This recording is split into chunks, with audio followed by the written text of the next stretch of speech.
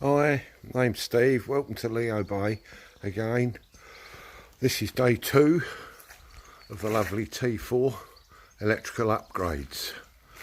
We start by installing on the roof a 100-watt flexible solar panel. And you can see here what we've done is just popped down through the back half of the roof here, where there's no canvas underneath, and then clipped it all the way round and then entered the vehicle by the grommet here. So it's nice and watertight and nice and safe. Then in the cupboard behind here we've used a Victron unit, which is Bluetooth, and that's sitting there. And you'll notice that we've supplied the 12-volt line is 4mm dual core. I don't like seeing skinny cables on solar. We need to try and gather and farm as much electricity as we can, so therefore please try and use a larger cable. Then we go through. Next modification going forward is a USB. This one's got a digital voltmeter built in, so there's 2 USB points, and it's currently showing a battery voltage of 12.4. We added another 12-volt cable over there. The customer's got his own little spotlight he wants to fit, so that's ready there. We've fitted a nice LED light on and off jobby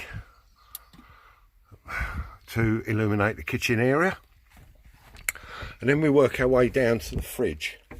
Well, the fridge that he's bought and the depth that he's got, he's had to extend the front out, but that's where he wants his fridge.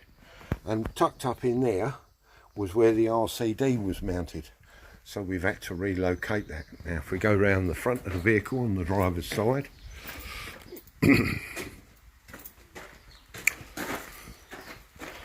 just 1 second while I slide the seat forward. We've relocated the RCD. Underneath that is a 6-way fuse box.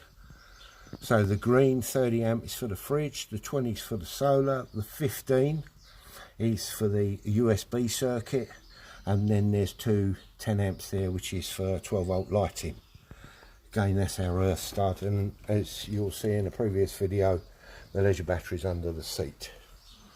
Alright, all I've got left to do now is to sort out the aperture for the cables. I can't see there being any tension on there, so I'm not too concerned about that. Some may complain it hasn't got a gland, but rather than rewiring the entire van, we've soldered and extended the cables. Okay, that's about it for what we've done today. Thanks for looking, and hope to show you some more videos soon. From Leo Bay and Steve Ford, take care, stay safe, see you soon. Bye for now.